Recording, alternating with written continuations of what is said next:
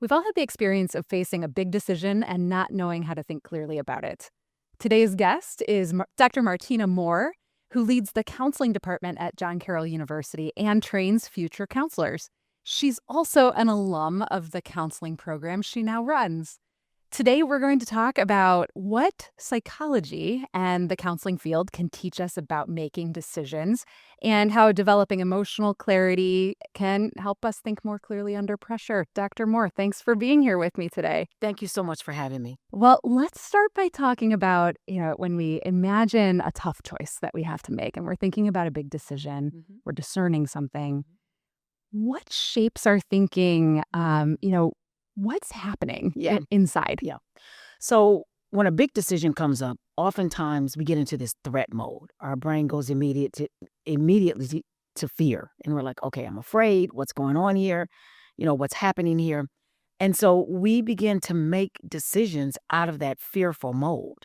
And so it's important that we recognize that, we know that, and it's okay to even lean into that. So, we talk a lot about anxiety. And I often look at anxiety and I teach my clients that anxiety is really on a spectrum. It can be mild, moderate, or severe. And if we can make those decisions in that mild to moderate stage, then we can also bring the reasoning in. And it's important to bring the two in together. Okay. We're not going to ignore that I'm afraid. We're not going to ignore that I have this anxiety, because anxiety tells us a lot. It gives us a lot to think about. It tells us, okay, what are we feeling with our emotions? And then we can also bring in the reasoning part alongside it and mirror the two together. It's when we look at anxiety as the enemy that we get in trouble. And many times we'll look at it as, okay, I shouldn't feel that way. But it's a God-given emotion. And it's a reason why we have anxiety, because it gives us messages. It gives us cues. But we haven't been taught that it's okay to lean into our anxiety and say, what's happening here? What am I sensing? What am I aware of? And then how can I bring that other part of my brain in along with this to make the best decision? Wow. So anxiety can sometimes be a very helpful tool, sometimes a distorting tool. Exactly. How do we figure out which one is which if we're feeling, that stress or anxiety? That's a great question. So cognitive distortions, as we call them, are those things that build up after we've had a traumatic event that happens. I'll give you an example. You're on the playground as a kid. You fall, everyone teases you, you don't do well. And then that brings up a memory for you. Something like that happens again, that triggers that same emotion and that feeling, and that cognitive distortion comes up again. And so we begin to do things like, okay, we will overgeneralize and think, okay, if this happens, this is going to happen. We'll start thinking in terms of being catastrophic about something. Something happens, and instead of leaning into what could be positive, we immediately go to the negative, because we haven't challenged those cognitive distortions from our childhood, from past relationships, from when we didn't do well in something. And so what we do is we generalize those emotions and feelings, and then we develop these cognitive distortions rather than saying, okay, this anxiety is here because it's reminding me of something. And it's saying, okay, but it doesn't have to be all the way over to the other side now when we're leaning. And it's not until we learn how to regulate ourselves that we can not lean into the negativity, but lean for something more positive. Absolutely. So as a counselor, how do you help someone recognize when they're having a cognitive distortion? How do you get past that? How do you help someone past that? Yeah. So we do this little activity where we check it out. Okay, so I'm sitting with a client and I'll ask them, they'll give me a cognitive distortion like, oh my God, this is just awful and it's just going to end this way. And I'll say, well, can we check this out and see if that's accurate? And so the way that we check it out is we go back and look at, when was the first time you felt that feeling before? When was the first time that emotion came up for you? Where was this rooted and grounded for you? And then we say, okay, moving forward, have you checked it out with the current situation? Is it possible that it may come out another way? And what are the possibilities of the other way that it can come out? As we begin to slow down and we begin to check it out, people will begin to say, wow, I held on to that distortion 20, 30 years because of something that happened here. And as I learn to check it out in the present, I begin to learn that that's not true. It doesn't have to be true. It doesn't have to play out this way.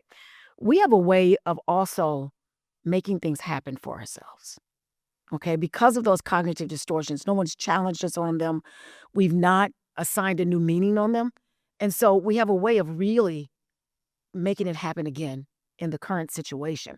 And so I help clients and students learn that when you go into the field, you can sit with someone that's having these distortions, and it's okay to challenge them in a healthy way so that they can have a new way of looking at things. Wow.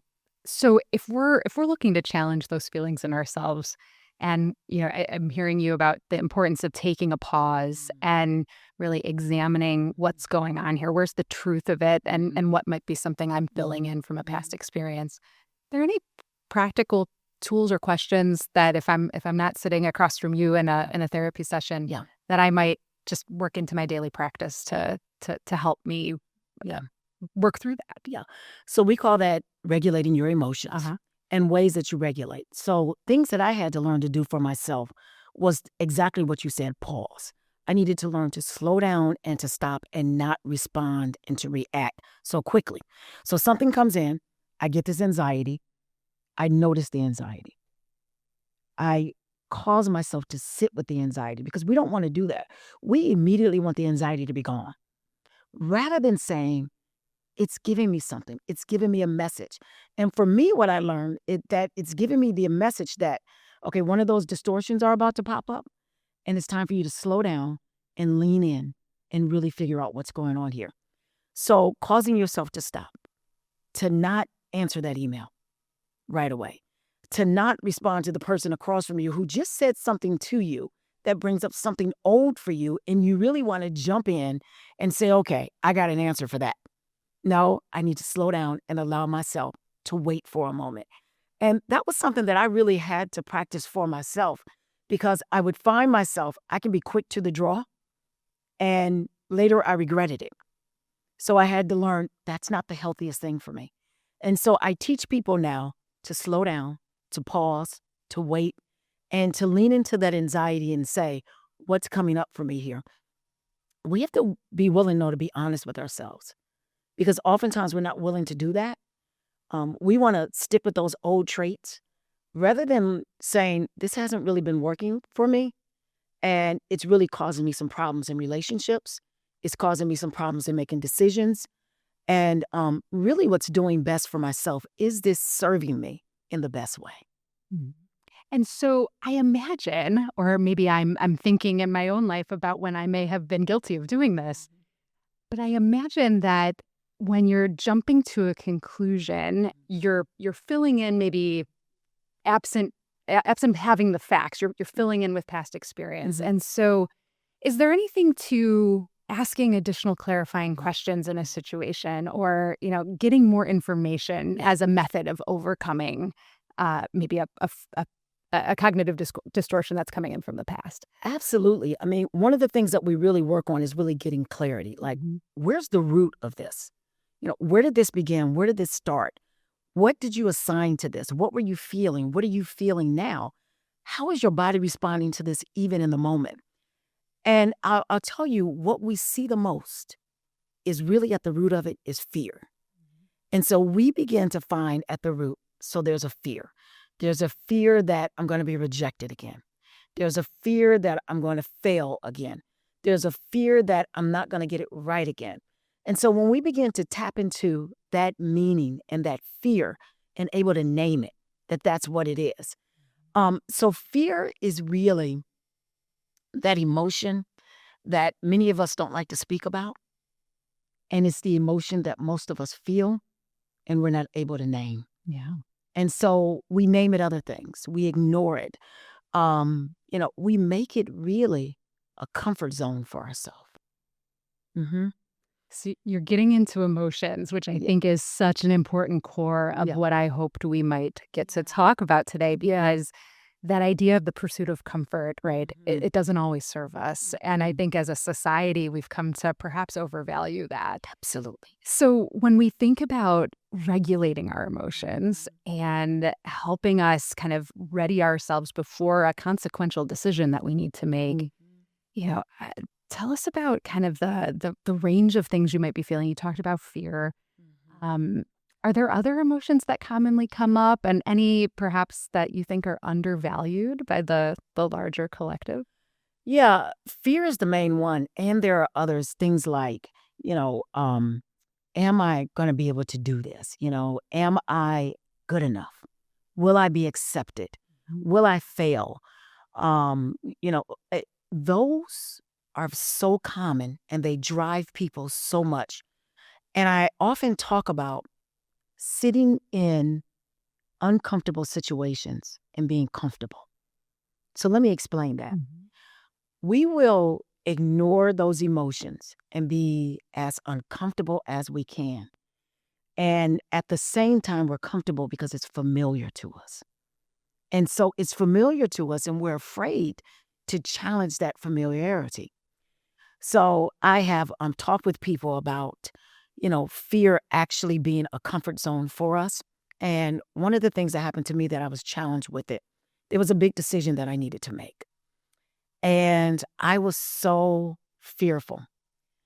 And people kept saying to me, wow, you are so humble about all of this. And I realized when I was sitting with my own counselor that it wasn't humility, it was fear, masked as humility. Hmm. And when I named it during this same exercise of getting to the root of what was going on with me, I was able to name, I'm not humble. I'm just as afraid as I can be. And so I'm sitting here pretending like everything's okay and I've got this and and I'm just going to sit here. And she and I really worked through. I was so afraid. And when I could name it, then I was really able to make the decision and make the change that I needed to and get to the root of what was I afraid of. I was afraid of transition. I was afraid that I was going to fail. I was afraid that I wasn't going to be accepted. I was just downright afraid of the unknown. And when I could name that, then I could move myself from my comfort zone and move myself into making that transition that I needed to make. Wow. So even just naming the thing, Mhm. right? It helps you, and this is probably a practice of pausing and noticing, right? And being mindful. But it helps you recognize what's not serving you, and maybe those cognitive distortions that become so ingrained that we're not even conscious of it. It's not becoming conscious and naming the thing. That's brilliant. Yeah. Wow. Yeah. And now you get at the right root issue, Exactly. and you solve the right issue, and you make the decision around the right factors, not the Right. wrong factors. That's it exactly. Wow. Wow. And that's why counseling is so important. Mm-hmm. I'm a counselor, as you guys know, and I stress to people, it's just so important because even the things that we think are little could be really affecting our lives. It could really make or break us making the right decisions for ourselves or leaning into that next step or overcoming that fear or saying yes to something we've said no to for so long or even believing that we can do it because those messages have been set up for so long in our brain from being a little child that someone said something to you from, in a relationship that you were in that was not serving you correctly. And then you go to the root of it and you say, okay, this is not accurate anymore. And I can do this. So even for myself, I'll go back to myself as an example. As a little girl, I had a bad stutter and I was afraid to speak in public. And so my mother put me in speech classes. Hmm. And back in those days, when you went to speech class, you were in this little trailer in the back where they sent you to these special classes. So I was teased for going to those special classes. But I remember my speech teacher told me one day, she said, you are going to speak to the masses. She said, you're excellent at this. It's just somewhere you got a message that you couldn't. And it changed my life. Hmm. And so before I began to speak, I'm very fearful. And then I begin to open my mouth because I remind myself about those cognitive distortions. And I remind myself that I'm a different person today. Wow. Well, I can affirm that you are a phenomenal speaker. And it's amazing to understand, though, I think sometimes when we witness someone who's mastered something, we forget that they've gone through a whole process of getting to that point and what went into it and what they believed or didn't believe about their ability to do it. Yeah. Wow. That's phenomenal. Thank you. So let's talk a little bit about burnout. Because we're in this sort of overworked, overwhelmed culture. We hear it on our campus. Just this morning, I heard from students who say, I take on so much, right? And I want to take on so much. But when we do that, what's at risk in terms of our emotional intelligence, our emotional regulation that puts us in sort of a space to make good choices? Our brain is really drained when we're in burnout. And we're not able to really make the proper decisions. Our emotional reasoning is not there. It's not in place. We're not at the height of really being on point. And so burnout can really cause so much. And so then we begin to make decisions out of that place. And oftentimes when we make decisions out of that place, we haven't truly thought it out. We respond very quickly. We'll just, make a decision that something that we would not truly make because we're just not able or capable of really making those rational decisions that we need to. And burnout really just has us in this place where we're tired, we're cynical, we feel, I use the word drained. I can remember being in a burnout mode at one time. And when I came out of that mode, I thought, wow, I was really in a fog. So we're really like in this fog.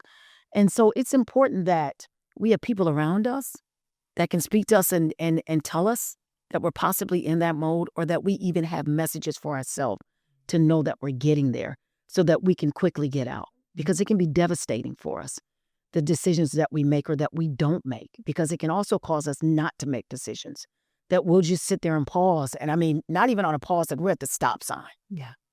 And so that can be difficult for us as well. Are we sometimes so busy and burned out that we can't even recognize that it's happening? So what are some of those signs that we might pay attention to diagnose it, if you will, in ourselves? Yeah. I often tell people to look at if you're really tired. I mean, tiredness is a big cue to it. If you're just like, okay, you're getting it all done and you're thinking about the couch before 9 o'clock in the morning, can I get back to the couch or the bed? But I'm going to go to work today, but then I'm getting back there. Or, just that you're at the place where you're not as sharp as you used to be, in making the decisions, in getting things done. And honestly, not even really caring. Like, let me just get through this day. Let me just get this done. And then, let me get back to doing nothing. Is really just good cues that you're probably in that state. Why do you think people confuse urgency and importance? That's a great question. And so urgency is at that place where, okay, I just got to get this done. And sometimes when we're in burnout, it's just like, okay, or we're really stressed. That's when that urgency comes in. Or when it brings up old stuff for us. Like, okay, I wasn't urgent about it then, and I didn't make the right decision, so I got to get it right this time. With not realizing, going back to that slowing down, no, I need to slow down and make the right decision and combine the emotions with the reasoning so that I make the best decision in this. They're two totally different things. Now, sometimes things do have to be urgent, like in my field, if someone is going to be harmed, if something's going to happen, but everything's not urgent. And we respond in urgent situations, or I should say we respond urgently oftentimes because we're afraid to get it wrong. We're afraid that I'm not going to get it right. Rather than knowing if I slow down, I can really make the better decision. Well, what an incredible takeaway, because I'm thinking about all of the times in my life where I'm applying an old paradigm to a new context and it just doesn't quite work. So this is a really important key thing. Thank you for sharing that. Let me talk about transitions, life transitions. Let's say a big one might be going to college for the first time, or graduating and going into your first job. How do you think that folks can find healthy ways to sit with the uncertainty that comes with big life change? Yeah, change can be so difficult. And it's going back to the word fearful. It's the unknown whenever we need to make a transition. Because as humans, we want to know every step. And we want to know that it's going to work out. We don't want to just make a change and take a risk. All right. We want to know, if I do this, am I going to get the outcome that I want? And so when that happens, that uncertainty comes in, is this going to work out? How is this going to happen? And we get to a state where we have to just lean into not knowing all the answers, but trusting that it's going to be okay no matter what. And that's not always easy for us as humans. We accept that new position. We move across country. We change our major. We lean into a new relationship.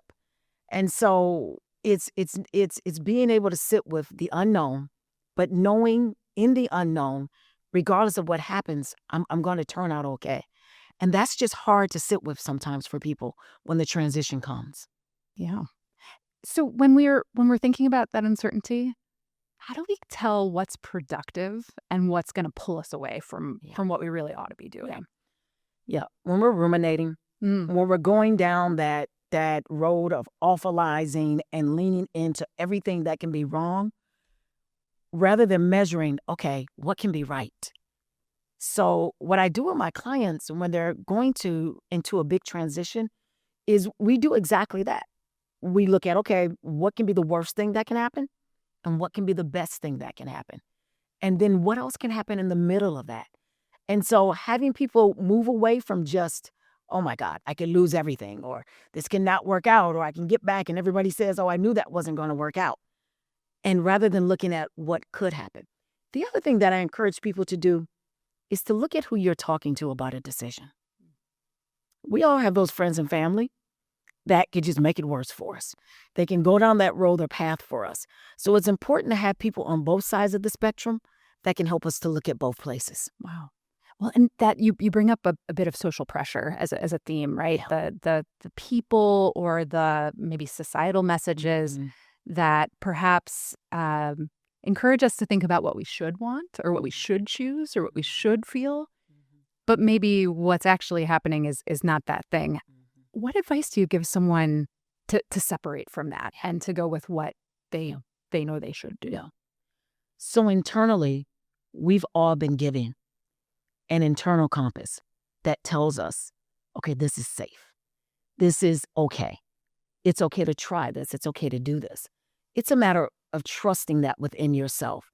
All of us have giftings and callings, and all of us have a place that we can lean into with that. And it's truly at the end of the day, accepting that you're the one that's going to have to live with that decision. And so being able to say, okay, I'm going to live with this decision, no matter how it turns out, because I'm trusting what's inside of me, the gifts that I've been given, the talents that I've been given, and the ability to step out. And if it doesn't turn out the way I thought, then I'll go to the next step and I'll do the next thing. Yep. The next right thing, as Anna from Frozen might say. Watched that movie many times. All right, well, let's talk about a core takeaway here. So for those who are listening, who have heard you reflect on emotional regulation and kind of readiness for the right decision and recognizing cognitive bias and recognizing where the past is showing up in the present when it shouldn't be, right? All of those things. If someone today is feeling overwhelmed by a big decision that's ahead of them, what do you think is the first step that they should take towards finding their clarity on that choice? I would say really appreciating the fact that you have this big decision. I mean, let's just sit with that for a minute. You have an opportunity. Many people don't have opportunities.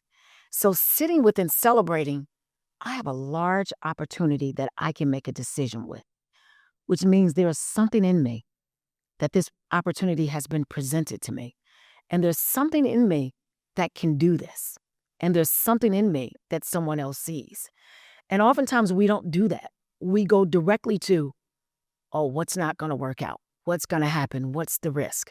But celebrating the fact that I've been given this opportunity and this is big. Wow. And I've been chosen for it. Yeah. That's a beautiful reframe, right? Comes from a place of gratitude. That's a great place to begin. Yeah. Wonderful. Yeah. All right. So the question I like to ask every guest on this podcast is, let's talk about a difficult decision you've made. What's the thing, if you think back on, all the decisions, what's been the most consequential, that decision you've made you're most proud of or happiest with the outcome, perhaps? So when I decided to become full-time faculty here at John Carroll, I had had my business already for 15 years. And I remember I was taking interns at my practice, and I would see their faces and I was supervising them, and there was this knowing in me when I would sit with them and teaching them and seeing their faces. And I remember thinking, boy, I would love to do more of this. And I began to just say yes to that. And I remember talking to my board of directors and letting them know, I think I'm going to go back and get my PhD and I want to teach full time. And I remember them looking at me and saying, well, why can't you just do that here? But I knew that there was something greater. And I knew that there was another step for me. And while others looked at it as though, is this a demotion? I looked at it as this is a promotion because it was my next. It was my next into my calling. It was the next into what I was called to do. And so I made that decision. And I now look at that decision and I'm grateful that even in the fear, even in being uncomfortable, even with people asking me and challenging me and saying, why are you going back to get a PhD now? And I was very proud of myself, and I'm proud of myself today that I said yes to it and said yes to me. And I shut out the other voices. Well, you made a choice that was true to you, and boy, does it show, because you sure are a phenomenal faculty member, professor, and leader of our counseling program here at John Carroll. Thank you so much for this conversation, Dr. Martina Moore. Just brilliant takeaways for our listeners today, and I am grateful to you for taking the time. Thank you for having me. I appreciate it.